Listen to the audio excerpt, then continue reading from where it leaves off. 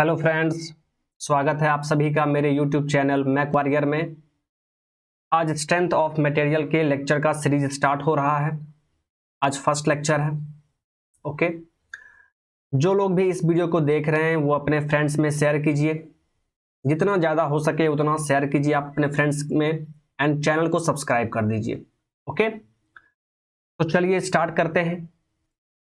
हम लोग पहले स्ट्रेंथ ऑफ मटेरियल सब्जेक्ट जो स्टार्ट करने वाले हैं, तो इसका बेसिक पहले देखेंगे। Strength of materials,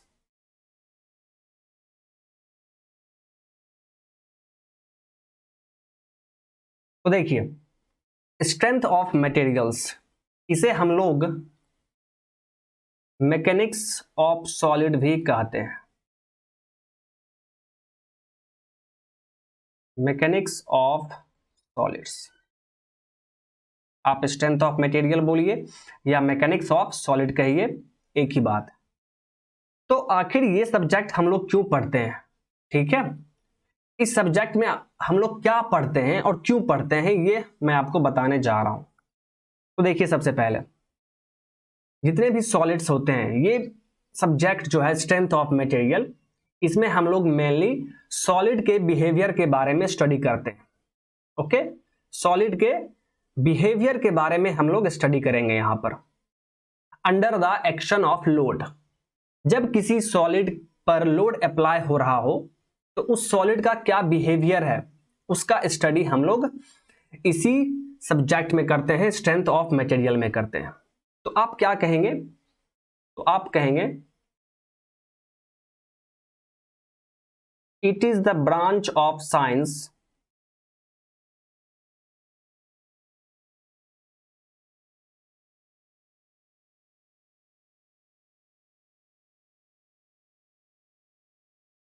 in which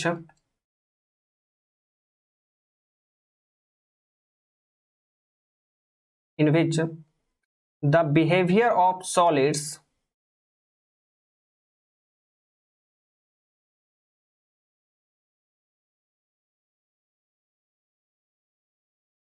under the action of load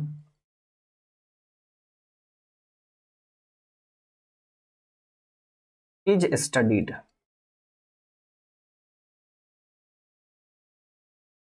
okay, अब यहां पर देखिए स्ट्रेंथ ऑफ मटेरियल में मैंने आपको क्या बताया कि इसमें हम लोग सॉलिड के बिहेवियर के बारे में स्टडी करते हैं जब सॉलिड पर एक लोड अप्लाई हो रहा हो। तो यहां पर देखिए, तो यहां से कंक्लूजन निकलता है कि जब सॉलिड पे लोड अप्लाई हो रहा होगा तो सॉलिड डिफॉर्म भी कर सकता है या डिफॉर्म नहीं भी कर सकता है। जब सॉलिड डिफॉर्म नहीं करेगा, ध्यान से देखिएगा,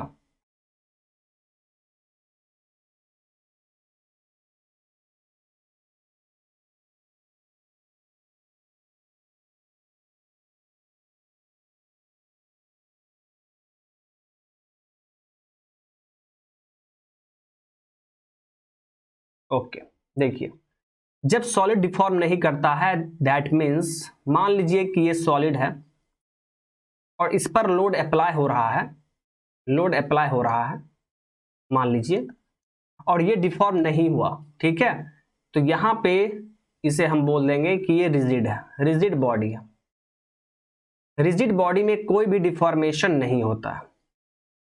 ठीक है, तो जब हम लोग रिजिड सॉलिड के बारे में स्टडी करेंगे, दैट मीन्स वहां पर डिफॉर्मेशन नहीं हो रहा होगा, तो वो उसे आप क्या बोलते हैं? वो आप कहां पढ़ते हैं? इंजीनियरिंग मैकेनिक्स में पढ़ते हैं।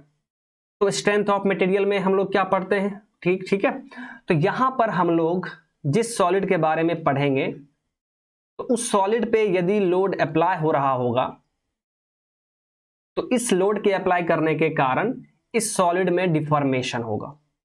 यहां पर आपका डिफॉर्मेशन हो जाएगा, दैट मीन्स इसका डायमेंशन चेंज करेगा। ओके, तो आप स्ट्रेंथ ऑफ मटेरियल को मैकेनिक्स ऑफ डिफॉर्मेबल बॉडीज भी कह सकते हैं। इंजीनियरिंग मैकेनिक्स में ऐसा नहीं होता है। इंजीनियरिंग मैकेनिक्स में क्या होता है, आप पढ़े होंगे, ये मान लीजिए सॉलिड है और यहां पर फोर्स अप्लाई हो रहा है। ठीक है, दैट मीन्स यहां पर क्या होगा? डिस्प्लेसमेंट होगा, सॉलिड का डिस्प्लेसमेंट हो जाएगा, एक पोजीशन से दूसरे पोजीशन पे पहुंच जाएगा। तो ये आप पढ़ते हैं किस में, ये चीज आप पढ़ते हैं इंजीनियरिंग मैकेनिक्स में। वहां पे सॉलिड का डिस्प्लेसमेंट होगा, डिफॉर्मेशन नहीं होगा। बट स्ट्रेंथ ऑफ मटेरियल में क्या होता है, सॉलिड का डिफॉर्मेशन हो जाएगा। जैसे ही लोड एक्ट करेगा तो सॉलिड का डिफॉर्मेशन होगा। इसीलिए हम लोग स्ट्रेंथ ऑफ मटेरियल को मैकेनिक्स ऑफ डिफॉर्मेबल बॉडीज भी कहते हैं। Mechanics of deformable bodies.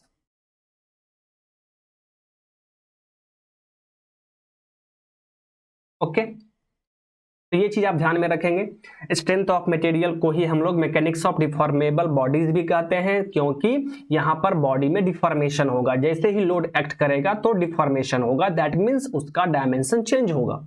Okay, अब यहां पर देखिए, मैं यहां पे आपको तीन केस बता रहा हूं। फर्स्ट केस में देखिए, मान लीजिए एक सॉलिड है और यहां पर एक लोड एक्ट कर रहा है P।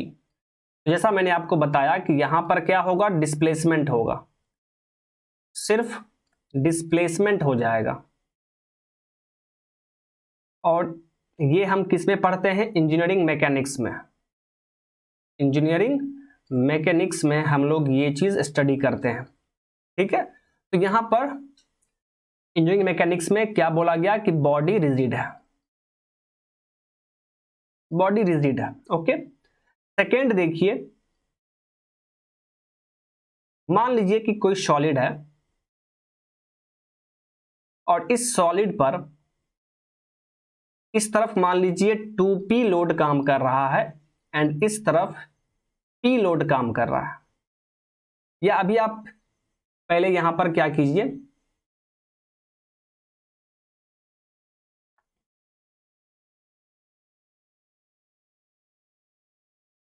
ये हम लोग थर्ड केस में लिखेंगे।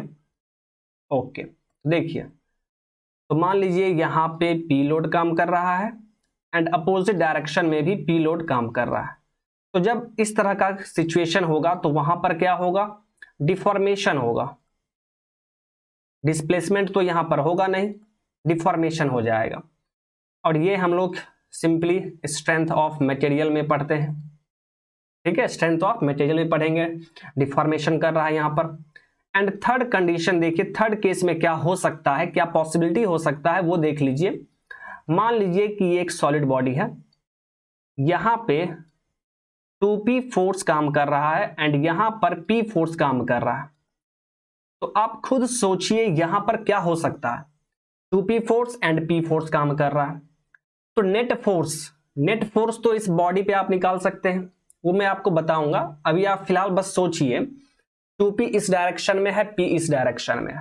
ठीक है, तो यहां पर देखिए क्या हो जाएगा, डिस्प्लेसमेंट भी हो जाएगा,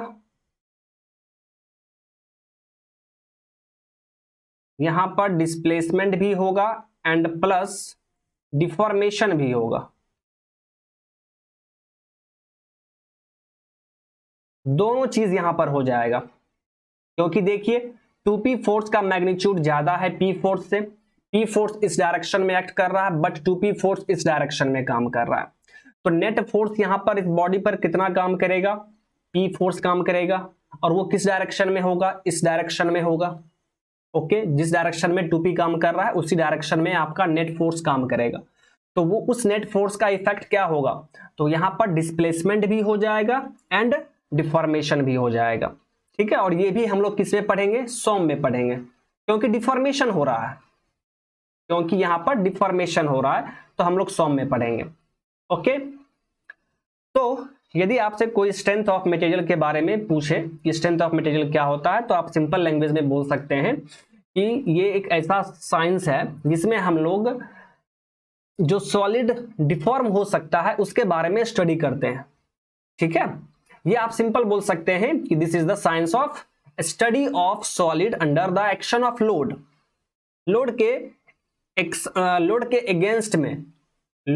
अगेंस्ट में उस सॉलिड का क्या बिहेवियर है, जब आप उसको स्टडी कीजिएगा तो उसी को हम लोग स्ट्रेंथ ऑफ मटेरियल कहते हैं। ये तो हो गया। अब यहां पे हम लोग दो टर्म और देखेंगे। तो सबसे पहले यहां पर स्ट्रेंथ के बारे में देखते हैं, ध्यान से सुनिएगा। स्ट्रेंथ ऑफ मटेरियल्स, किसी भी मटेरियल का स्ट्रेंथ, ठीक है। तो आप अपने डेली लाइफ के लैंग्वेज में भी बोलते होंगे, स्ट्रेंथ वर्ड बार बार बोलते होंगे। तो स्ट्रेंथ का मतलब क्या है? तो किसी भी चीज का पावर, इंटरनल पावर, किसी भी चीज का, किसी भी बॉडी का इंटरनल पावर कितना है, उसी को आप स्ट्रेंथ बोलते हैं। तो मटेरियल्स का स्ट्रेंथ को आप कैसे डिफाइन कीजिएगा? तो मटेरियल्स का स्ट्रेंथ ये मैक्सिमम वैल्यू ऑफ स्ट्रेस है, ठीक है। ये आप सिंपली, अभी आप स्ट्रेस मत बोलिए, अभी आप फोर्स ही रहने दीजिए, ठीक है, क्योंकि अभी आप स्ट्रेस नहीं जानते हैं। तो मैक्सिमम वैल्यू ऑफ फोर्स, जितना जो मटेरियल झेल सकता है, विथ स्टैंड कर सकता है फेल होने से पहले। मान लीजिए, ध्यान से समझिएगा, मान लीजिए कि ये पेन है, ओके। इस पेन को मैं यहां पे पुल कर रहा हूं, खींच रहा हूं, बहुत जोर से खींच रहा हूं। तो ये एकाएक तो ब्रेक नहीं होगा, बहुत देर तक इस पेन का जो मटेरियल है ये मेरे फोर्स को रोकना चाहेगा, ठीक है। लेकिन जब मैं फोर्स बढ़ाते जाऊंगा तो ये क्या होगा? पेन ब्रेक कर जाएगा, टूट जाएगा, फेल कर जाएगा। उसे हम लोग फेल करना बोलेंगे, फेल कर जाएगा। तो फेल करने से थोड़ा देर पहले तक वो कितना फोर्स को विथ स्टैंड कर रहा था, झेल रहा था, वही उसका स्ट्रेंथ कहलाएगा। मैक्सिमम वैल्यू ऑफ फोर्स कितना वो झेल लिया, वही उसका स्ट्रेंथ है। तो स्ट्रेंथ ऑफ मटेरियल इस सब्जेक्ट में हम लोग बेसिकली जितने भी मटेरियल्स हैं उसका स्ट्रेंथ के बारे में स्टडी करेंगे, ठीक है, कि आखिर वो किस वैल्यू पे जाके फेल कर जाएगा, आखिर वो किस स्ट्रेस पे जाके फेल कर जाएगा, ये हम लोग यहां पर स्टडी करेंगे। क्योंकि हमें उस मटेरियल को सेफ रखना है, तो डिजाइन करेंगे हम लोग वहां पर पता करेंगे कि ये मटेरियल यहां पर फेल कर रहा है कि नहीं फेल कर रहा है, ठीक है। वहां पर हम लोग इंड्यूस्ड स्ट्रेस निकालेंगे, फिर परमिसिबल स्ट्रेस से कंपैरिजन करेंगे। तो ये सब मैं आपको आगे बताऊंगा। अभी बस आपको ये ध्यान देना है कि स्ट्रेंथ ऑफ मटेरियल में हम लोग बेसिकली जितने भी तरह के मटेरियल्स होते हैं, सॉलिड्स होते हैं, उनका स्ट्रेंथ देखेंगे, ठीक है, कि ये कितना बर्दाश्त कर सकता है।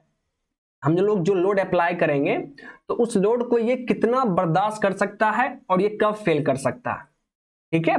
तो उसके अकॉर्डिंग हम लोग डिजाइन करते हैं, ओके। तो चलिए, तो यही है आपका स्ट्रेंथ ऑफ मटेरियल, ओके। अब हम लोग यहां पर स्टार्ट करते हैं इसके आगे। देखिए,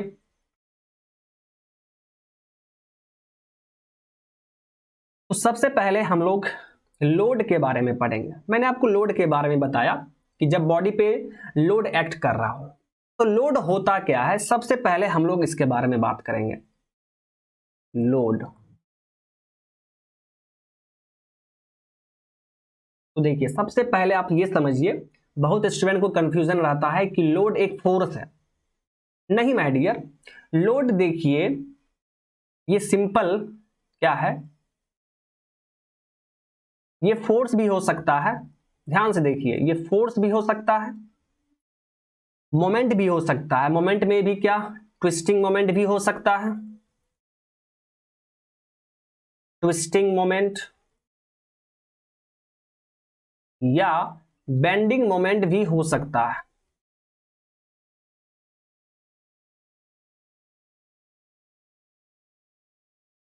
बेंडिंग मोमेंट भी हो सकता है, ठीक है।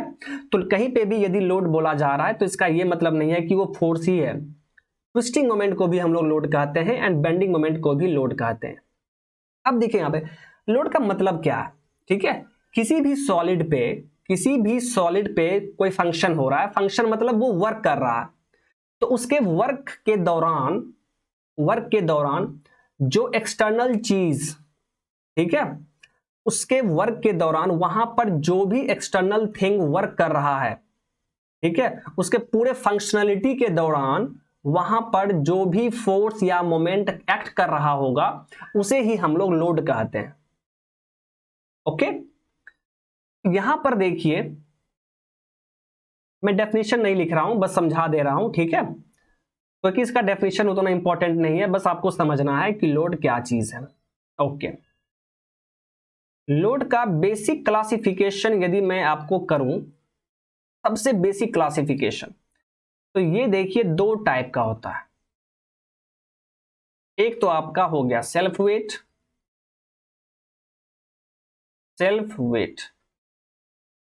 एंड सेकेंड हो गया एक्सटर्नल, या आप सिंपली लिख सकते हैं एक्सटर्नली अप्लाइड। एक्सटर्नली अप्लाइड दो तरह का लोड बेसिकली होता है। एक तो सेल्फ वेट होगा। सेल्फ वेट का मतलब क्या है, जैसे कोई भी सॉलिड है, मान लीजिए कि यहां पर एक मटेरियल हैंग कर रहा है, ओके, तो यहां पर आप देखिए बाहर से कोई लोड काम नहीं कर रहा है, आपको नहीं दिख रहा है, लेकिन इस मटेरियल का कुछ वेट होगा ना, इसका अपना वेट होगा, ठीक है, इसी वेट को हम लोग सेल्फ वेट कहते हैं। तो इस मटेरियल में इसके सेल्फ वेट के कारण भी तो डिफॉर्मेशन होता है। यदि किसी सॉलिड को आप हैंग कर देंगे तो आप देखेंगे कि कुछ टाइम के बाद उसमें थोड़ा सा डिफॉर्मेशन हो गया, दैट मींस उसका लेंथ थोड़ा चेंज कर गया। तो ये किसके कारण हो रहा है, सेल्फ वेट के कारण हो रहा है, ठीक है। तो सेल्फ वेट नीचे की तरफ एक्ट करेगा, दिस इज सेल्फ वेट। यहां पे मत दिखाइए, सेल्फ वेट तो ऊपर काम करेगा, मैं यहां पे ऊपर दिखा दे रहा हूं। ओके, देखिए यहां पर एक्ट करेगा एक्चुअल में, यहां पे इस पॉइंट पे पूरे बॉडी का जो सेल्फ वेट होगा वो उस पॉइंट पर एक्ट करेगा नीचे की तरफ। ओके, तो ये हो गया सेल्फ वेट, ये भी एक लोड है। एंड सेकेंड जो है वो एक्सटर्नली अप्लाइड, जो आप बाहर से अप्लाई करते हैं। तो कोई भी सॉलिड है, जैसे मान लीजिए कि ये सॉलिड है, इस पर आप बाहर से फोर्स अप्लाई कर रहे हैं, तो ये क्या हो गया, लोड हो गया। ओके, ये मान लीजिए शाफ्ट है, दिस इज द शाफ्ट, और इस शाफ्ट पे आप ट्विस्टिंग मोमेंट अप्लाई कर रहे हैं। ट्विस्टिंग मोमेंट दैट मींस आप इसको ट्विस्ट कर रहे हैं। ये मान लीजिए शाफ्ट है, आप यहां पकड़ के इसको ट्विस्ट कर रहे हैं, घुमा रहे हैं, ठीक है, तो वो ट्विस्टिंग मोमेंट हो गया। तो ये भी क्या हो गया, बाहर से आपने लगाया है, तो ये भी एक लोड है, एक्सटर्नली अप्लाइड लोड कहलाएगा। ओके, तो इस चीज को आप ध्यान में रखेंगे। लोड दो तरह का होगा, एक तो सेल्फ वेट हो सकता है और एक एक्सटर्नली अप्लाइड हो सकता है, ठीक है। दोनों हमें पढ़ना है, सेल्फ वेट भी पढ़ना है एंड एक्सटर्नली अप्लाइड लोड भी हमें पढ़ना है। ओके, चलिए अब इसके आगे मूव किया जाए। ये क्लासिफिकेशन जो लोड का मैंने आपको बताया ये तो बेसिक है, ठीक है, बट अब हम लोग एक्चुअल में इसका जितना भी क्लासिफिकेशन होता है, टाइप्स ऑफ लोड, ये सब मैं अभी आपको डिस्कस करूंगा, ठीक है। तो चलिए स्टार्ट करते हैं। तो सबसे पहले हेडिंग लिखिए क्लासिफिकेशन ऑफ लोड।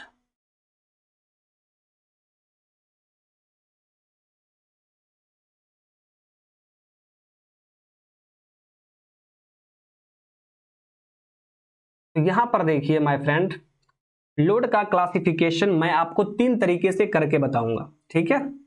हम लोग लोड का क्लासिफिकेशन तीन तरीके से करेंगे। तो फर्स्ट जो होगा, ध्यान से देखिएगा, फर्स्ट जो क्लासिफिकेशन करेंगे वो हम लोग करेंगे with respect to time. With respect to time पहला क्लासिफिकेशन करेंगे हम लोग टाइम के रिस्पेक्ट में। सेकेंड क्लासिफिकेशन हम लोग करेंगे with respect to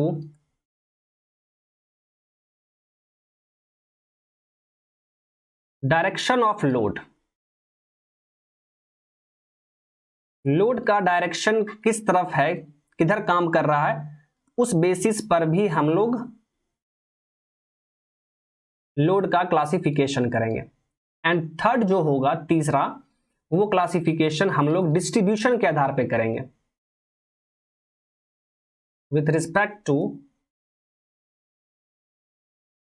distribution of load.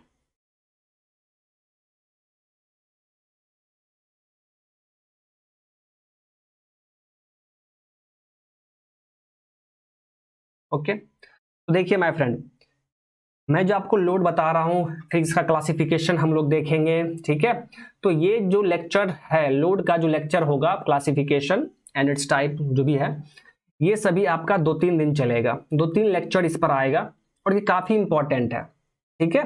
क्योंकि यहां से कोई भी एग्जाम आप दे रहे हो, चाहे वो ईएससी का एग्जाम हो, चाहे वो गेट का एग्जाम हो, चाहे वो एसएससी जेई का एग्जाम हो, हर एक एग्जाम में यहां से क्वेश्चन पूछा जाता है, ठीक है। इंपैक्ट लोड हो गया, वहां से क्वेश्चन पूछता है, ठीक है। फिर आपका ग्रेजुअली अप्लाइड लोड हो गया, वहां से वर्क डन कितना होगा ये पूछता है क्वेश्चन में। तो ये काफी इंपॉर्टेंट है, तो आप इसको लाइटली ना लें, ओके। तो चलिए देखिए, तो हम लोग लोड का क्लासिफिकेशन इस 3 तरीके से करेंगे। पहला जो तरीका है वो है टाइम के रिस्पेक्ट में। तो देखिए, जब टाइम के रिस्पेक्ट में मैं आपको क्लासिफिकेशन करूंगा, ठीक है, इसमें बेसिकली जो है, एक है आपका स्टैटिक लोड और एक है आपका डायनामिक लोड। मैं यहां पे डिस्कस नहीं करूंगा, मैं बस आपको बता रहा हूं। अभी कुछ देर के बाद हम लोग एक एक करके डिस्कस करेंगे अच्छे से। तो टाइम के रिस्पेक्ट में हम लोग लोड का क्लासिफिकेशन जो देखेंगे, उसमें 2 टाइप का होगा, static load and dynamic load. फिर देखिए सेकंड क्लासिफिकेशन, जब हम लोग लोड के डायरेक्शन के आधार पे करेंगे, तो वहां पर देखिए आपको मिलेगा normal load and shear load. फिर उसी नॉर्मल लोड में आप एक्सियल लोड पढ़ेंगे, इसेंट्रिक एक्सियल लोड पढ़ेंगे। फिर शियर लोड में भी हम लोग transverse shear load, eccentric shear load, ये सभी पढ़ेंगे हम लोग, okay. And distribution of load के आधार पे हम लोग क्या पढ़ेंगे जी, तो यहां पर हम लोग पढ़ेंगे कंसंट्रेटेड लोड, जिसे आप पॉइंट लोड भी कहते हैं,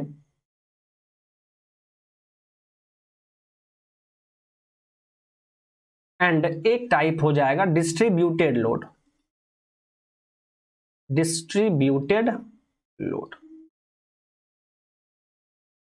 तो इस तरीके से हम लोग क्लासिफिकेशन करेंगे, अच्छे से क्लासिफिकेशन करेंगे और 1 बाय 1 पढ़ेंगे, ठीक है। सबसे पहले हम लोग फर्स्ट क्लासिफिकेशन देखेंगे टाइम के रिस्पेक्ट में। जब ये ओवर हो जाएगा, कंप्लीट हो जाएगा, उसके बाद हम लोग डायरेक्शन ऑफ लोड के आधार पे देखेंगे, फिर डिस्ट्रीब्यूशन ऑफ लोड के आधार पे देखेंगे, ठीक है। तो 1 बाय 1 चलेगा। तो चलिए स्टार्ट करते हैं। देखिए,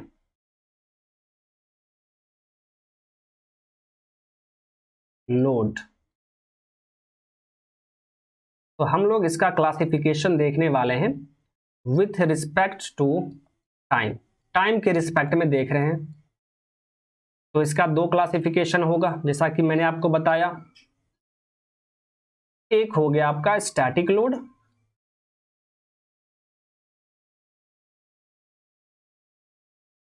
और एक हो गया आपका डायनामिक लोड।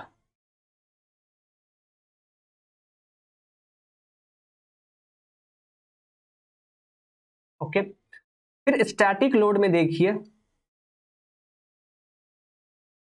इसका 2 क्लासिफिकेशन है। फर्स्ट है आपका dead load and second is gradually applied load.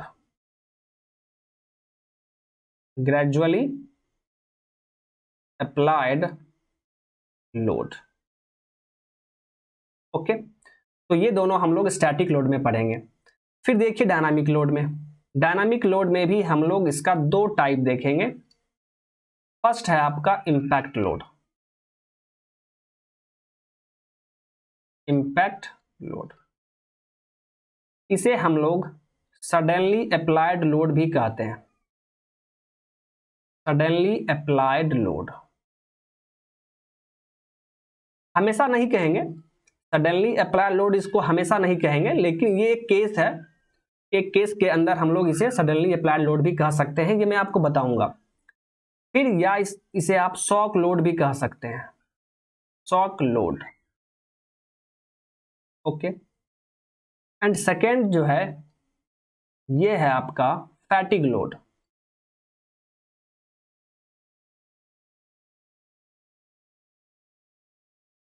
या आप इसे साइक्लिक लोड भी कह सकते हैं, साइक्लिक लोड,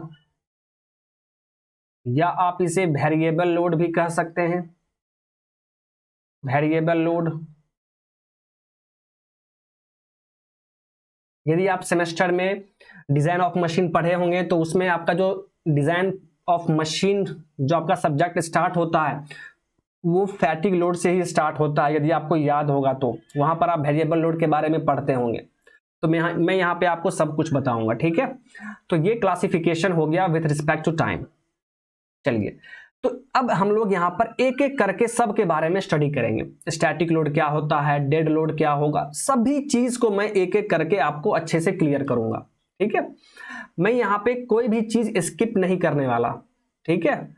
पूरा डेप्थ में जाके मैं आपको बताने वाला हूं, ठीक है। बस आप लोग पेशेंस रख के अच्छे से लेक्चर देखिए, आपको स्ट्रेंथ ऑफ मटेरियल में कुछ भी डाउट नहीं रहेगा। ओके, सारा क्वेश्चन आपसे बन जाएगा, चाहे वो ईएससी का क्वेश्चन हो, चाहे वो गेट का क्वेश्चन हो, किसी भी एग्जाम का क्वेश्चन आप बना सकते हैं। तो चलिए अब हम लोग वन बाय वन स्टार्ट करते हैं। सबसे पहले हम लोग स्टैटिक लोड देखेंगे।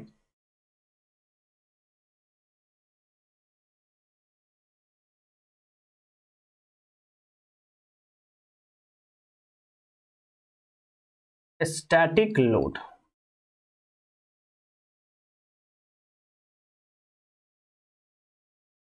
तो देखिए नाम से ही लग रहा है स्टैटिक लोड, तो ऐसा लोड जिसका मैग्नीट्यूड एंड डायरेक्शन टाइम के साथ चेंज ना हो, ठीक है।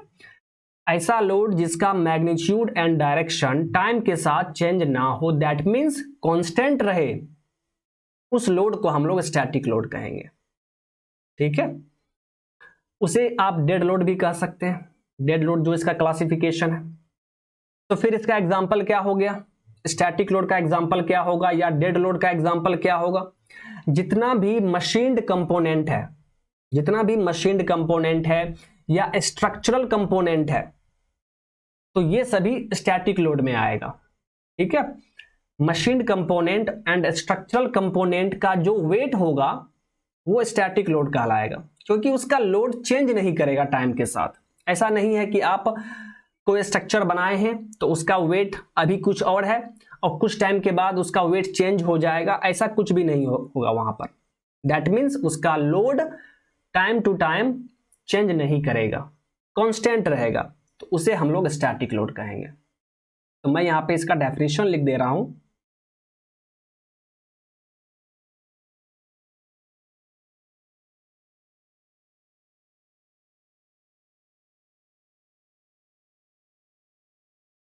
Static load is a load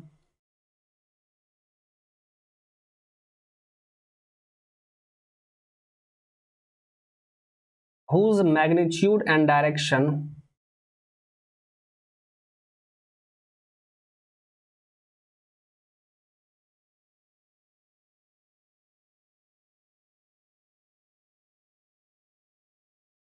do not vary with time,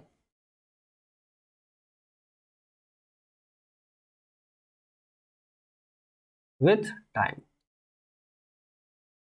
that means that is remains constant, जो कांस्टेंट रहेगा, लोड टाइम के साथ चेंज नहीं करेगा, तो उस लोड को हम लोग स्टैटिक लोड कहेंगे। तो इसका एग्जांपल क्या होगा, तो इसका एग्जांपल हो जाएगा weight of structural and machined components. या आप और भी एग्जाम्पल बता सकते हैं, ऐसा नहीं है कि सिर्फ यही एग्जाम्पल होगा, आप और भी एग्जाम्पल बता सकते हैं। जैसे आपके पास बुक है, ठीक है, तो उस बुक का वेट क्या होगा, टाइम के साथ चेंज नहीं करेगा, जितना था उतना ही रहेगा। ये भी क्या हो गया, स्टैटिक लोड हो गया। ओके, तो जिस चीज का लोड टाइम के साथ चेंज नहीं करे उसे हम लोग स्टैटिक लोड कहेंगे, या सिंपल आप डेड लोड भी कह सकते हैं। नाम से ही लग रहा है ना, डेड लोड, तो जिसका मैग्नीट्यूड जो है वो टाइम के साथ चेंज नहीं करे उसे हम लोग डेड लोड कहेंगे। तो यदि आप लोड का टाइम के साथ वेरिएशन देखना चाहेंगे, यहां पे ये आपका time and this is load, तो यहां पर देखिए किस तरह का होगा। तो लोड तो चेंज नहीं करेगा टाइम के साथ, दैट मीन्स कांस्टेंट रहेगा, इस तरह बनेगा। ओके, तो ये जो आप देख रहे हैं ये क्या है, ये जो मैंने आपको फिगर दिखाया है ये है variation of dead load with respect to time.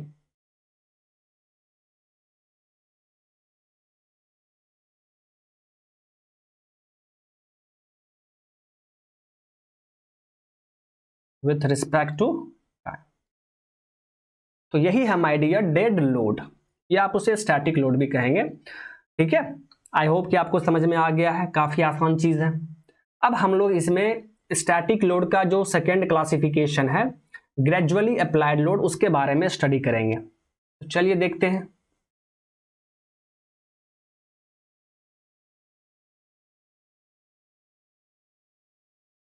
Gradually applied load,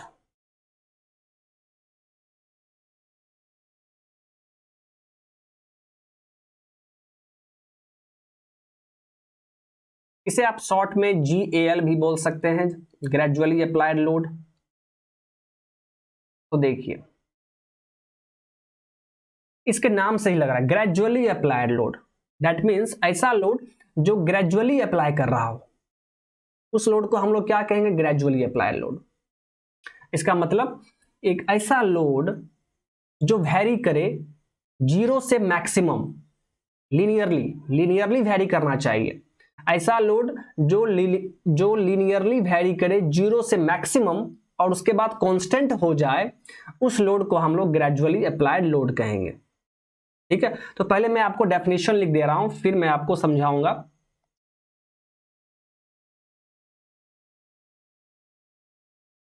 it is a load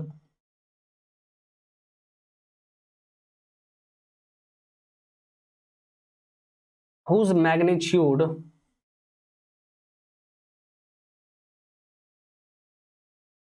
varies linearly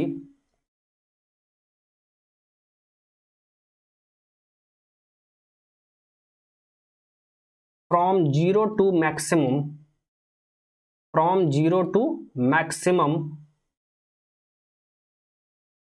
okay, it is a load whose magnitude varies linearly from 0 to maximum and then remains constant।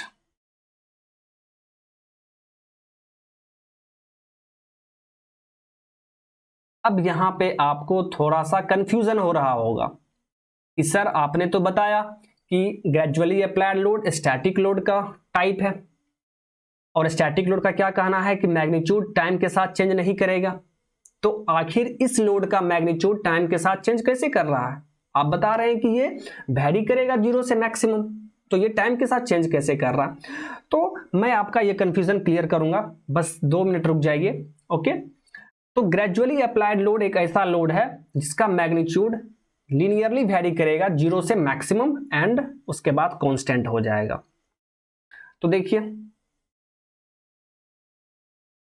तो सबसे पहले इसका variation मैं आपको दिखा दे रहा हूं।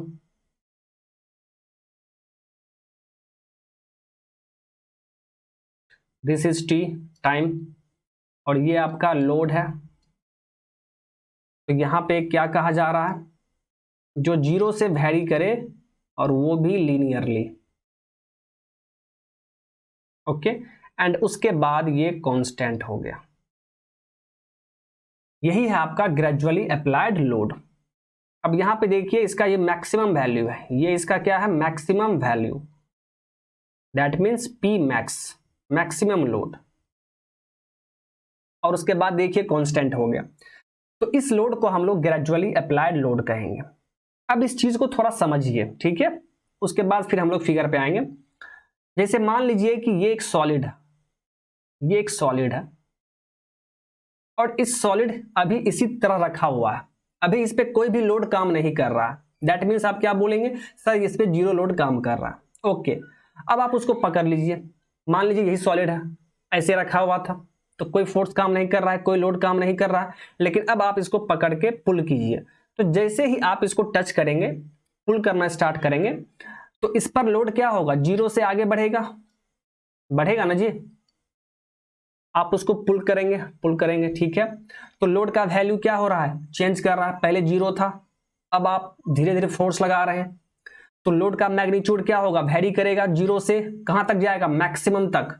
तो मैक्सिमम लोड जैसे ही पहुंचेगा उसके बाद कांस्टेंट हो जाएगा।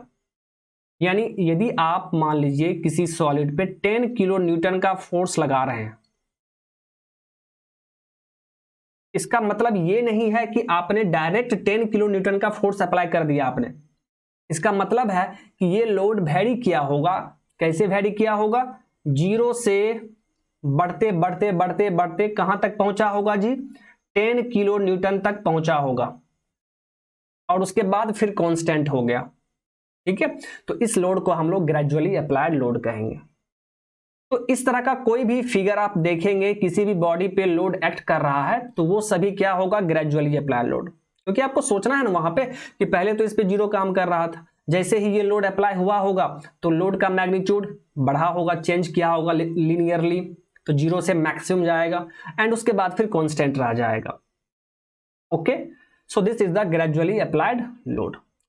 अब यहां पर आइए, अब इस फिगर में आइए, यहां पर देखिए, तो देखिए यहां पर टाइम ज्यादा लग रहा है, मैक्सिमम मैग्नीट्यूड पहुंचने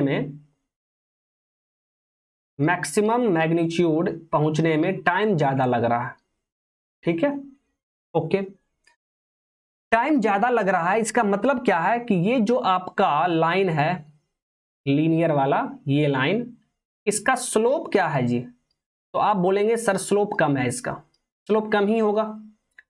स्लोप कैसे निकालते हैं, तो आपको याद होगा, स्लोप इस तरह निकालते हैं ना जी, ये है ना स्लोप, ठीक है। तो स्लोप इसका क्या होगा, कम हो जाएगा, क्योंकि टाइम ज्यादा लग रहा है। आप खुद सोचिए, यदि टाइम कम लग रहा होता तो ये लाइन जो है माय डियर, यदि टाइम कम लग रहा होता मैक्सिमम पहुंचने में, तो ये लाइन इस तरीके से आप करते हैं, कम टाइम में देखिए यहां से ये वाला टाइम, कम टाइम लग रहा है, तो अब इसका स्लोप क्या होगा, तो आप बोलेंगे सर इसका स्लोप बढ़ गया। बढ़ा कि नहीं जी, इसका स्लोप देखिए बढ़ गया, ये एंगल बढ़ गया, स्लोप बढ़ गया इसका। तो स्लोप नहीं बढ़ना चाहिए, इसमें टाइम ज्यादा लग रहा है। ओके, ग्रेजुअली अप्लाइड लोड में माय डियर टाइम ज्यादा लगता है मैक्सिमम मैग्नीट्यूड पहुंचने में। ओके, तो देखिए क्या होगा यहां पर, आप कोई भी दो पॉइंट एज्यूम कर लीजिए, कोई भी दो पॉइंट यहां पर एज्यूम कर लीजिए, इसको नीचे बढ़ाइए,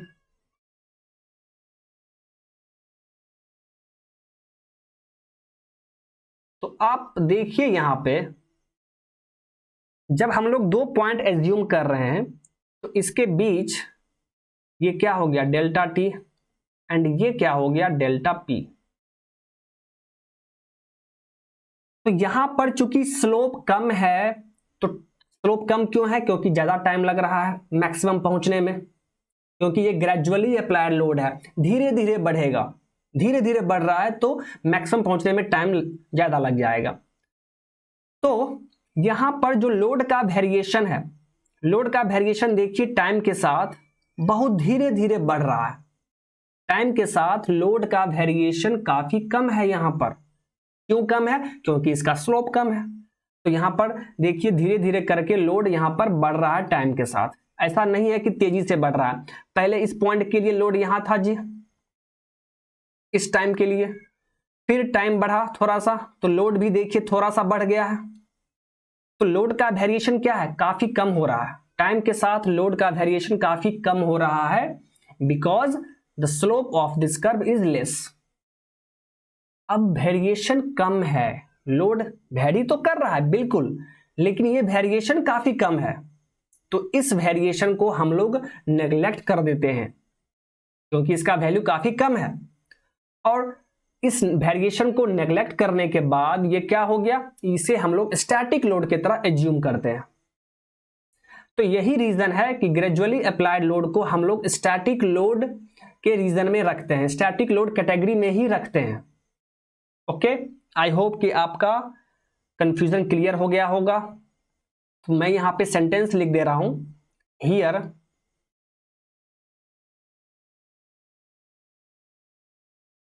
the time required,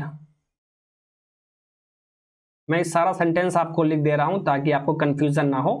here the time required to reach the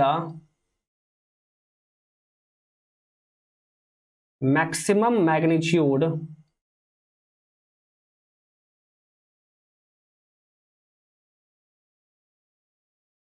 is more, so slope will be less। तो इसका स्लोप क्या होगा जी, लेस हो जाएगा, स्लोप विल बी लेस। तो स्लोप चूंकि लेस है तो इसके कारण क्या हो जाएगा, hence the variation of load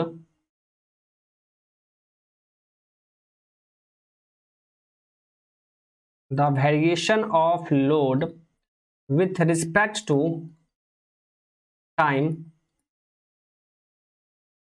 is very small,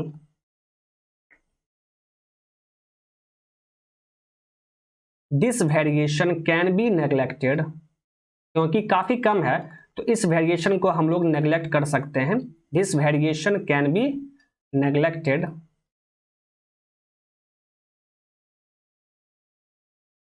and we can say that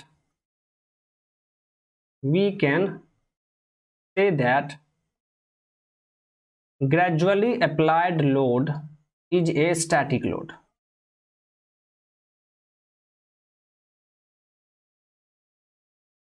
gradually apply load क्या है, स्टैटिक लोड है। आई होप कि आपका क्लियर हो गया। ये एक ऐसा लोड है जिसका मैग्नीट्यूड 0 से मैक्सिमम वेरी करेगा और उसके बाद कांस्टेंट रह जाएगा। क्योंकि मैग्नीट्यूड वेरी कर रहा है फिर भी हम लोग इसे स्टैटिक लोड में ही रखते हैं। क्यों रखते हैं, क्योंकि यहां पर लोड का वेरिएशन टाइम के साथ काफी कम हो रहा है तो इस वेरिएशन को हम लोग नेग्लेक्ट कर देते हैं, तो ये स्टैटिक लोड कैटेगरी में ही आ जाएगा।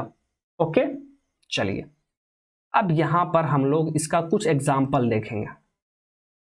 देखिए आगे आप स्ट्रेंथ ऑफ मटेरियल में जैसे जैसे आप क्वेश्चन भी करेंगे तो कोई भी क्वेश्चन यदि आप करेंगे ना, जैसे मान लीजिए कि ये फिगर है,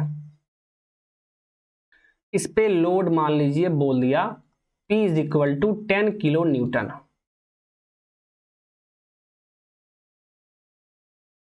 P is equal to 10 kilo newton. तो ये देख के ही आप समझ जाएंगे कि ये ग्रेजुअली अप्लाइड लोड है। ओके, और इसका जो मैग्नीट्यूड है, इसका मैग्नीट्यूड ऑफ P वेरी कर रहा है 0 to 10 किलो न्यूटन। ये आप ध्यान में रखेंगे। ओके, एंड जितना भी ग्रेजुअली अप्लाइड लोड आप शो करेंगे, जैसे आप यहां पे आपने शो किया तो वो शो होता है मैक्सिमम मैग्नीट्यूड से।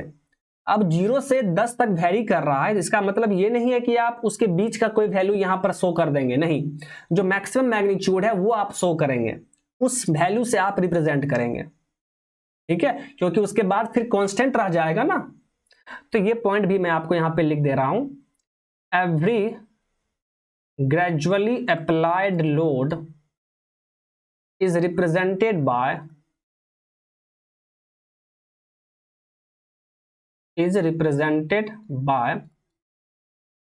its maximum magnitude।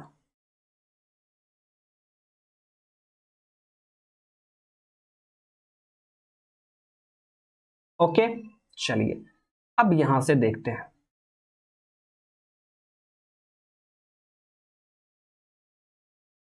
तो यहां पर देखिए एक दूसरा एग्जांपल मैं आपको लेके दिखा रहा हूं। मान लीजिए कि ये एक मेंबर है और ये हैंग हो रहा है। और इस मेंबर पर यहाँ पे एक लोड एक्ट कर रहा है, मान लीजिए 10 ही ले लीजिए, 10 किलो न्यूटन। तो वही बात है, ये भी क्या हो गया जी, तो आप क्या बोलेंगे कि ये भी ग्रेजुअली अप्लाइड लोड है। अब आप यहां पर सोचिए कि इस लोड के अप्लाई करने से क्या होगा, अब ध्यान से सोचना है तो फिर कुछ प्रॉब्लम नहीं होगा। ये जो लोड एक्ट कर रहा है, ये लोड धीरे धीरे एक्ट कर रहा है। पहले इस पर कोई लोड नहीं था, जीरो था, फिर ये लोड धीरे धीरे बढ़ने लगा बढ़ने लगा, तो 0 से 1 हुआ होगा, 1 से 2, 3, 4, 5 इस तरफ बढ़ रहा है, और वो भी धीरे धीरे बढ़ रहा है, ग्रेजुअली बढ़ रहा है, और कहां तक गया, मैक्सिमम 10 तक गया, एंड फिर उसके बाद कांस्टेंट रह गया। तो सोचिए आप, जब लोड यहां पर 0 था इस मेंबर में, तब यहां पर कुछ भी डिफॉर्मेशन नहीं हुआ होगा, तब इसका लेंथ चेंज नहीं हुआ होगा। लेकिन जैसे जैसे लोड बढ़ना शुरू हुआ, 0 से 1 हुआ, तो इस बॉडी में हल्का सा डिफॉर्मेशन हो गया होगा। फिर लोड आपका 1 से 2 हुआ, तो फिर डिफॉर्मेशन थोड़ा सा बढ़ा होगा। तो जैसे जैसे लोड बढ़ेगा, डिफॉर्मेशन भी बढ़ेगा। क्योंकि लोड ग्रेजुअली बढ़ रहा है, तो डिफॉर्मेशन भी ग्रेजुअली इंक्रीज करेगा, करेगा ना जी। ओके, तो बस हो गया। तो यहां पर देखिए, मान लीजिए इस लोड के कारण इतना डिफॉर्मेशन हो गया, इसका लेंथ चेंज कर गया, और डिफॉर्मेशन को हम लोग डेल्टा से डिनोट करते हैं, delta. This delta is deformation.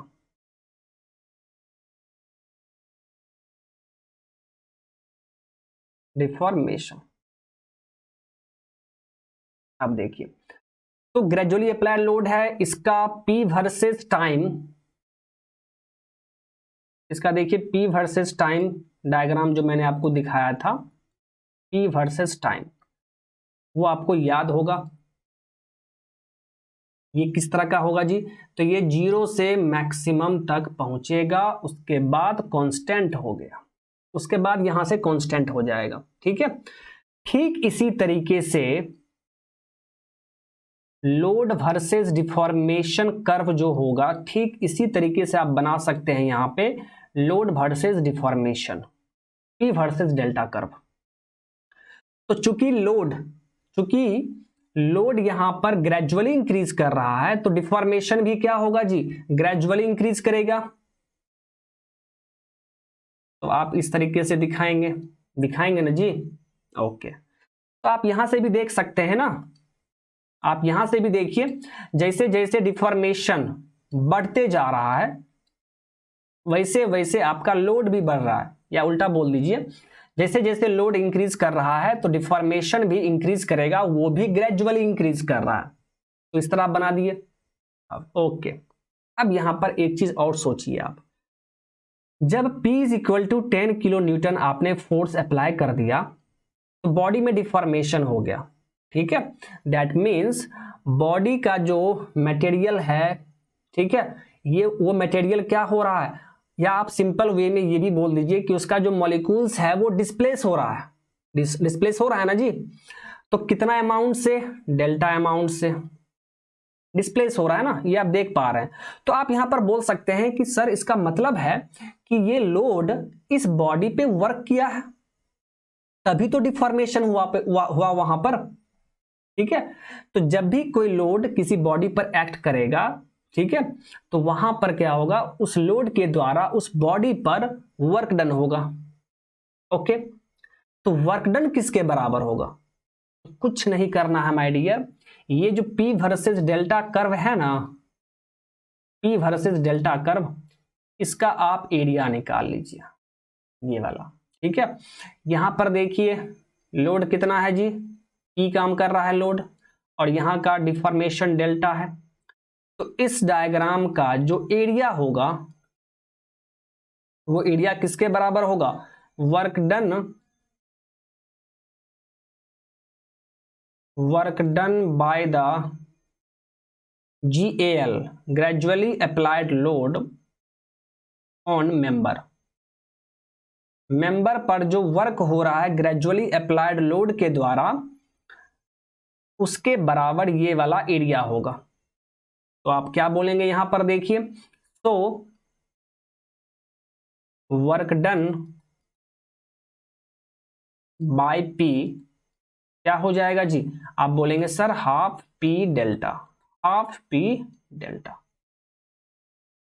Half P delta बोलेंगे आप। काफी इंपॉर्टेंट है ये चीज, काफी इंपॉर्टेंट है ये। जब मैं आपको स्ट्रेन एनर्जी पढ़ाऊंगा ना, स्ट्रेन एनर्जी, ठीक है, तो यहीं से स्ट्रेन एनर्जी का भी कॉन्सेप्ट आता है माय डियर। लोड एक्ट हुआ, दैट मीन्स इस लोड ने, एक्सटर्नल लोड जो है, इसने बॉडी पर वर्क किया, तो इस वर्क के अगेंस्ट में बॉडी के अंदर भी तो कुछ हलचल होगा जी। ऐसा तो है नहीं कि ये लोड आया वर्क करके चला गया। तो ये लोड के द्वारा जब वर्क हुआ है तो बॉडी के अंदर भी तो कुछ होगा, तो बॉडी के अंदर भी वहां पर क्या होगा, एक एनर्जी स्टोर हो जाएगा इसके अगेंस्ट में, जिसका वैल्यू इसी के बराबर होता है, जिसका वैल्यू इसी के बराबर होता है। और उसी वही जो एनर्जी स्टोर हुआ है उसे ही हम लोग स्ट्रेन एनर्जी कहते हैं। ठीक है, तो मैं यहां पे लिख दे रहा हूं, वो हम लोग आगे भी पढ़ेंगे, ठीक है, तो आप टेंशन मत लीजिए। स्ट्रेन एनर्जी स्टोर्ड, ये किसके बराबर हो जाएगा? वर्क डन के बराबर हो जाएगा, और ये हो गया हाफ पी डेल्टा। ये हम लोग आगे भी पढ़ेंगे, ठीक है, ओके। तो ग्रेजुअली अप्लाइड लोड में मैंने आपको क्या बताया, एक सिंपल एक्सियल लोड मैंने आपको दिखाया, ठीक है, और उसके कारण वहां पर वर्क डन कितना होगा ये आपने देख लिया, ठीक है। या मैं ये कहूं कि एक फोर्स को मैंने दिखाया आपको, एक सॉलिड पर एक फोर्स एक्ट कर रहा था। अब थोड़ा सा ट्विस्टिंग मोमेंट भी देख लेते हैं, तो चलिए देखते हैं। अब दूसरा एग्जांपल मैं आपको लेके बता रहा हूं। मान लीजिए कि ये शाफ्ट है,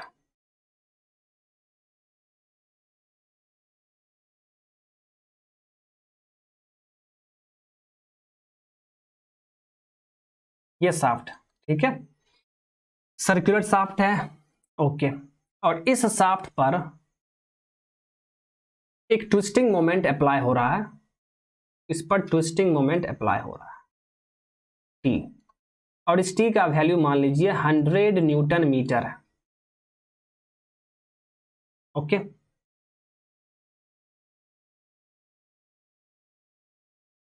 टी क्या है? 100 न्यूटन मीटर। दैट मीन्स ये कोई शाफ्ट है और आप दोनों हाथ से इसको पकड़ के ट्विस्ट कर रहे हैं, ट्विस्ट कर रहे हैं, ठीक है।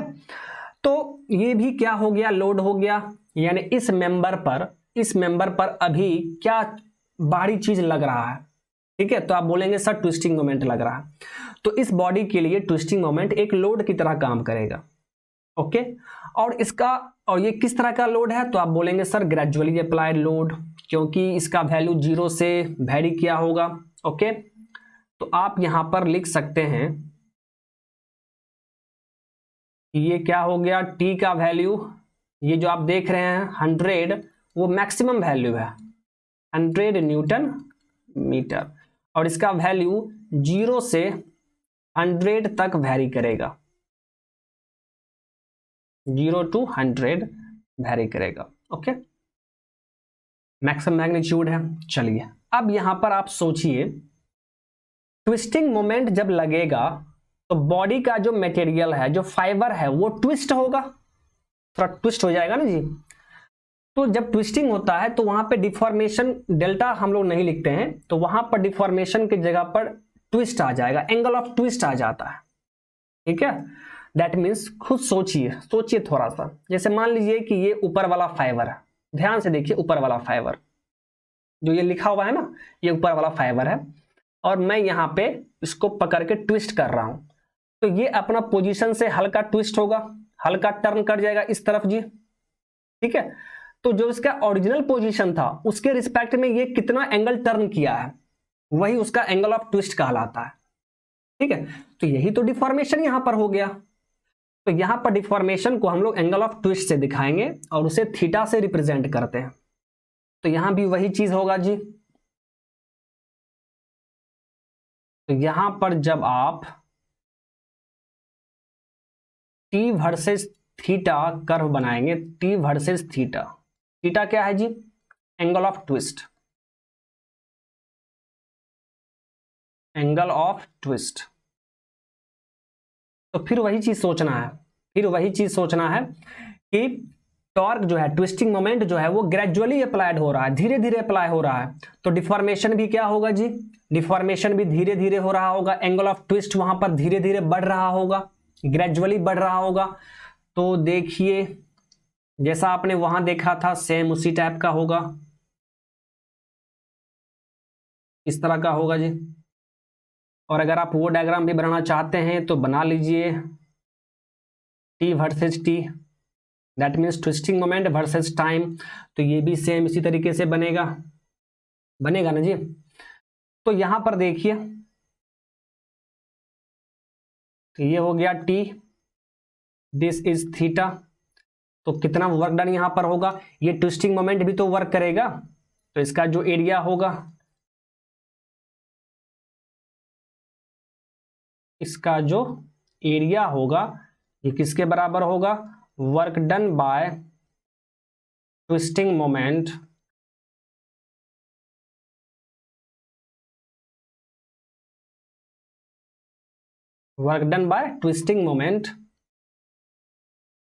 On shaft.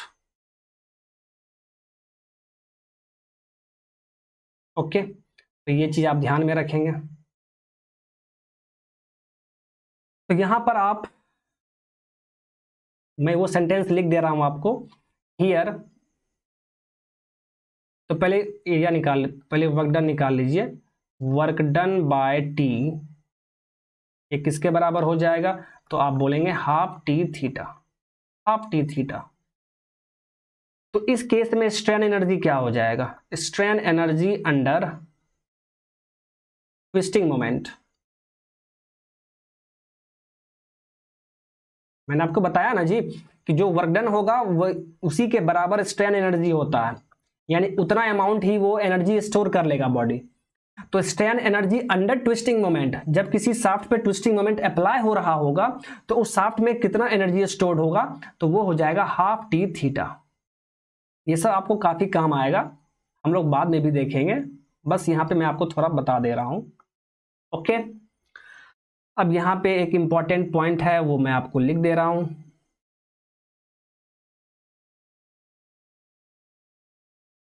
Here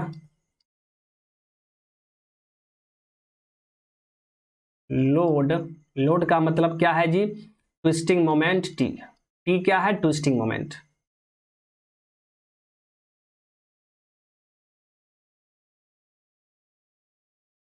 twisting moment, तो here load T varies gradually with t, time के साथ ग्रेजुअली वेरी कर रहा है। तो डिफॉर्मेशन, डिफॉर्मेशन यहां पर क्या है, एंगल ऑफ ट्विस्ट है, angle of twist. So deformation will also vary gradually, will also vary gradually। Okay जी, तो यही था आपका ग्रेजुअली अप्लाइड लोड। ठीक है, आई होप कि आपको पूरा सब कुछ समझ में आ गया होगा। आगे स्ट्रेंथ ऑफ मटेरियल में जब भी आप देखेंगे कि किसी सॉलिड पे लोड एक्ट कर रहा हो, यदि कहीं भी देखेंगे तो आप 99% केस में आप देखेंगे कि जो भी लोड एक्ट कर रहा होगा वो ग्रेजुअली अप्लाइड लोड ही होगा। ठीक है, चाहे ट्विस्टिंग मोमेंट एक्ट कर रहा होगा तो ग्रेजुअली अप्लाइड लोड होगा, या कोई axial load, normal load act कर रहा होगा जैसा आपने प्रीवियस केस में देखा था, तो वो भी ग्रेजुअली अप्लाइड लोड होगा। ओके, तो आप समझ जाएंगे कि ये ग्रेजुअली अप्लाइड लोड है, दैट मीन्स स्टैटिक लोड है। ओके, चलिए, तो ग्रेजुअली अप्लाइड लोड हम लोगों ने अच्छे से देख लिया। अब इसके आगे हम लोग बढ़ते हैं। स्टैटिक लोड कंप्लीट हो चुका है, अब हम लोग बात करेंगे डायनामिक लोड के बारे में।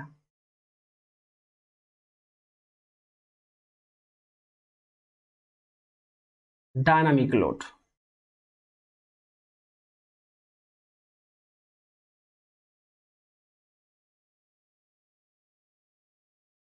तो स्टैटिक लोड में क्या हो रहा था जी, स्टैटिक लोड में आपने देखा था कि मैग्नीट्यूड एंड डायरेक्शन टाइम के साथ चेंज नहीं कर रहा था।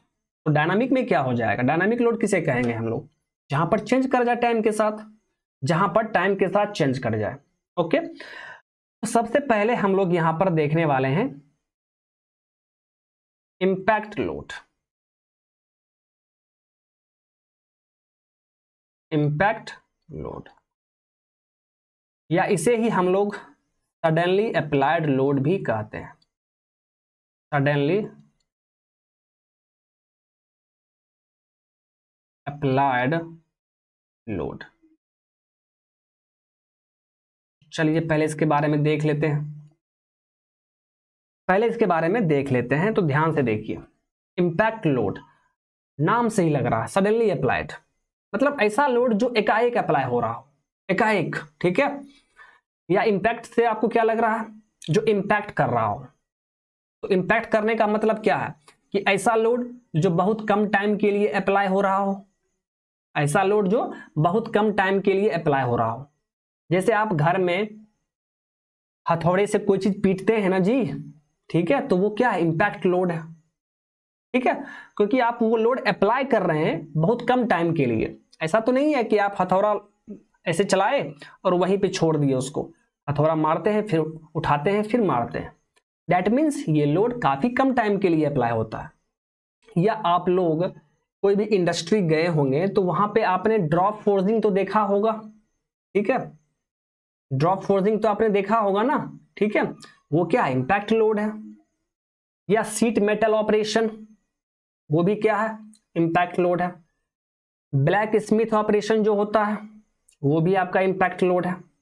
और एक और है, आप थ्योरी ऑफ मशीन जब पढ़ेंगे या पढ़े होंगे तो वहां पे आपने गियर में स्पर गियर पढ़ा होगा आपने, तो स्पर गियर फेल कर जाता है, क्यों, क्योंकि उसका जो टूथ होता है, स्पर गियर के टूथ में इंपैक्ट लोड काम करता है। दोनों का जब इंगेजमेंट होगा, दोनों टीथ, ठीक है, गियर और पिनियन का जब टीथ इंगेज करता है तो वहां पर इंपैक्ट लोड काम करता है, ठीक है, जिसके कारण स्पर गियर फेल कर जाता है, ठीक है। तो स्पर गियर टूथ में भी इंपैक्ट लोड काम करता है। अब सबसे इंपॉर्टेंट सुनिए, जितना भी ऑटोमोबाइल है, ठीक है, उसमें जो पिस्टन है, कनेक्टिंग रॉड है, उसमें भी आपका इंपैक्ट लोड काम करता है। ओके, तो इस सभी चीज को आप ध्यान में रखेंगे, मैं आपको एग्जांपल लिख दूंगा। तो पहले इसका डेफिनेशन देख लेते हैं। It is a load which is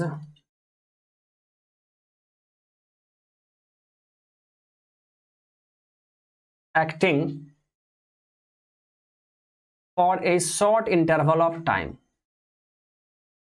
for a short interval of time। Okay, तो इसका एग्जांपल क्या है, पहले मैं एग्जांपल लिख दे रहा हूं फिर इसके आगे मूव करेंगे। Piston,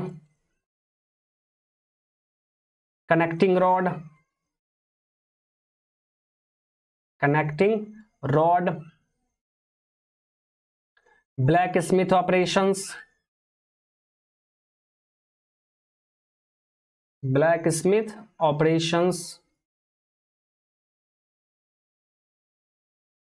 seat metal,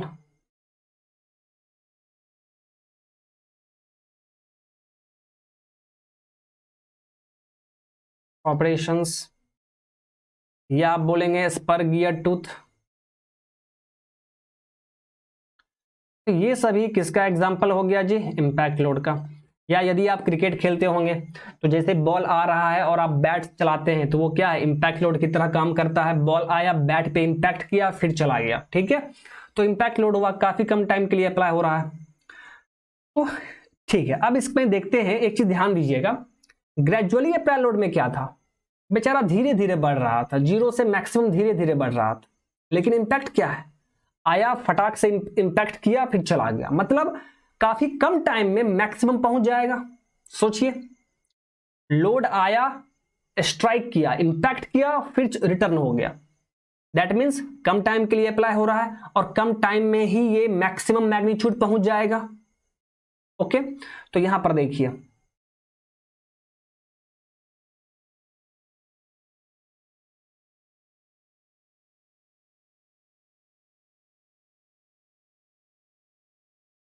this is time T, this is load P. तो यहां पर यदि आप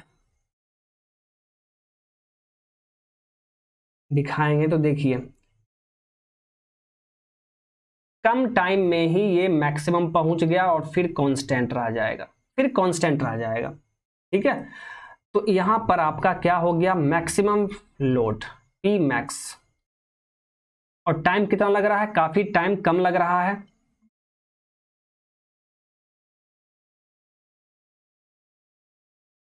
यहां पर देखिए जो टाइम लग रहा है ये टाइम काफी कम लग रहा है।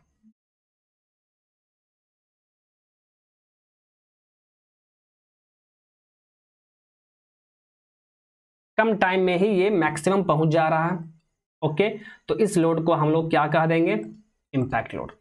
अब यहां पर आप बोलेंगे कि सर अब यहां पर समझाइए कि आखिर ये स्टैटिक लोड क्यों नहीं है। चलिए देखते हैं। तो वहां पे भी हम लोगों ने 2 पॉइंट एज्यूम किया था, तो यहां भी हम लोग क्या करेंगे, 2 पॉइंट एज्यूम करेंगे। मान लीजिए एक पॉइंट ये है और एक पॉइंट कोई यहां पर ले लीजिए। तो देखिए तो टाइम में चेंज काफी कम है, डेल्टा टी देखिए काफी कम है, लेकिन उसके करेस्पॉन्डिंग लोड में जो वेरिएशन है जी, लोड का जो वेरिएशन है वो इतना हो रहा है। ये है लोड का वेरिएशन डेल्टा पी।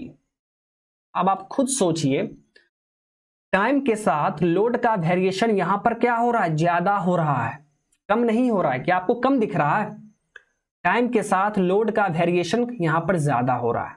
या दूसरे लैंग्वेज में आप क्या बोलेंगे, यहां पर जो स्लोप है स्लोप ज्यादा है। ये चीज मैंने आपको वहां भी बताया था कि स्लोप वहां पर क्या था, कम था, इसीलिए लोड का वेरिएशन टाइम के साथ काफी कम हो रहा था। लेकिन यहां पर देखिए कम टाइम में ही मैक्सिमम पहुंच जा रहा है, तो स्लोप क्या होगा, स्लोप ज्यादा हो जाएगा। और जब स्लोप ज्यादा होगा तो लोड का वेरिएशन टाइम के साथ काफी ज्यादा रहेगा, तो इसे हम लोग स्टैटिक लोड नहीं कहेंगे। यहां पर लोड टाइम के साथ वेरी कर रहा है, so this load is called dynamic load. ये स्टैटिक लोड नहीं होगा। ओके, चलिए वो सेंटेंस मैं आपको यहां पे लिख दे रहा हूं। हियर, ये टी क्या है, टी कम है, T is less. Here the time required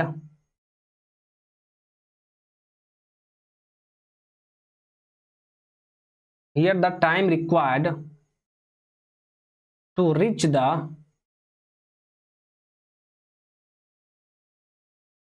maximum magnitude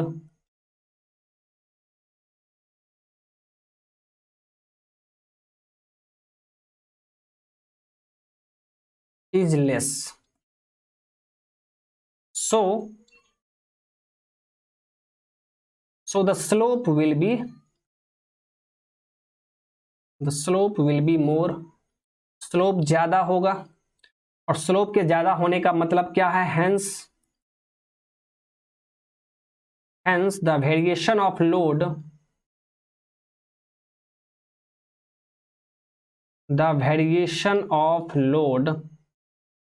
with respect to time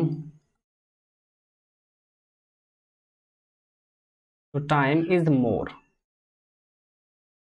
तो लोड यहां पर क्या है, लोड का वेरिएशन ज्यादा हो रहा है, it can not be neglected. इस वेरिएशन को हम लोग नेग्लेक्ट नहीं कर सकते हैं, it can not be neglected. So इसका मतलब इंपैक्ट लोड क्या है जी, डायनामिक लोड है। इंपैक्ट लोड एक डायनामिक लोड है क्योंकि इसका मैग्नीट्यूड टाइम के साथ चेंज कर रहा है, dynamic load. Okay, I hope कि आपको इंपैक्ट लोड समझ में आ गया है। ठीक है, इंपैक्ट लोड क्या है, एक ऐसा लोड जो काफी कम टाइम के लिए अप्लाई हो रहा हो। ठीक है, और इसका एग्जांपल क्या है, एग्जांपल भी आपको ध्यान में रखना होगा। ठीक है, और ये क्या है, यहां पर मैग्नीट्यूड वेरिएशन नेग्लेक्ट नहीं कर सकते हैं आप क्योंकि ज्यादा हो रहा है। ओके, अब देखिए आप अपना वेट मेजर करने के लिए जाते होंगे ना, ठीक है, तो वेइंग मशीन जो रखा रहता है तो उस टाइम जैसे फॉर एग्जांपल यहाँ पे देखिए वेइंग मशीन रखा हुआ है, फिगर तो मेरे से नहीं हो पाएगा, ठीक है। यहाँ पे आपको ये मान लीजिए वेइंग मशीन है, अभी इस पे कुछ भी लोड एक्ट नहीं कर रहा है, जीरो लोड एक्ट कर रहा है, ठीक है। फिर आप नीचे से एकाएक आप इस पे चढ़ जाते हैं, एक सेकंड पहले, बस थोड़ा सा पहले उस पर लोड जीरो था, ठीक है। एकाएक आप चढ़ गए उस पे, उस वेइंग मशीन पे, तो एकाएक जो आपका बॉडी का वेट है वो उस पर एक्ट हुआ, और ये काफी कम टाइम के लिए लगा, ठीक है। तो इस लोड को हम लोग क्या कहेंगे? Suddenly applied load. Suddenly applied load एकाएक अप्लाई हो रहा है, ठीक है। तो ये भी इंपैक्ट लोड में ही आता है, ओके। तो देखिए माय फ्रेंड, इंपैक्ट लोड अभी कंप्लीट नहीं हुआ है, इंपैक्ट लोड काफी बड़ा है, ठीक है। यहां पर हम लोग न्यूमेरिकल क्वेश्चन भी करेंगे, ठीक है, क्योंकि इंपैक्ट लोड से काफी सवाल पूछे जाते हैं, तो इसे हम लोग काफी अच्छे से पढ़ने वाले हैं। तो इंपैक्ट लोड में अभी आपका 1-2 दिन और क्लास चलेगा, 1-2 लेक्चर आपका इंपैक्ट लोड पर ही आएगा, ठीक है। तो आज यहीं पे लेक्चर को स्टॉप करते हैं, इसके आगे हम लोग फिर नेक्स्ट लेक्चर में देखेंगे, ओके। तो आज के लिए बस इतना ही रहने दीजिए। Thank you my friend, bye bye, मिलते हैं फिर नेक्स्ट लेक्चर में।